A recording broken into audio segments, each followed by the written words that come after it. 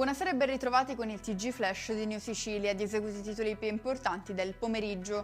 Un rapimento chirurgico fatto con metodo, è stato definito così il sequestro del ragazzo di 17 anni portato via ieri sera a Vittoria, in provincia di Ragusa. Indagini e ricerche sono tuttora ad ampio raggio, al vaglio le telecamere della zona.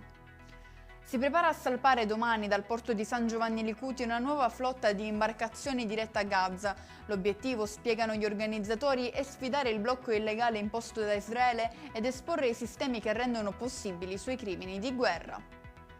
Una scossa di terremoto di magnitudo 1.6 è stata registrata nelle scorse ore sull'Etna. L'evento sismico, localizzato nei pressi di Pedara, in provincia di Catania, a una profondità di circa 2,9 km, è stato rilevato dalla sala operativa dell'INGV. Presentato ufficialmente il dossier con cui Catania si candida a Capitale Italiana della Cultura 2028. È un progetto che guarda al futuro, basato su storia, cultura e innovazione, capace di segnare l'inizio di un riscatto e di un rinascimento per la città, ha affermato il sindaco trentino.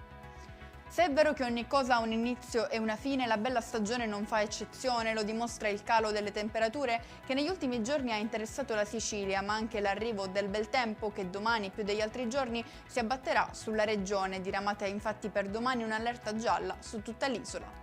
E con questo è tutto, prossimo appuntamento domani alle 13:30, grazie per averci seguito, buon proseguimento di serata.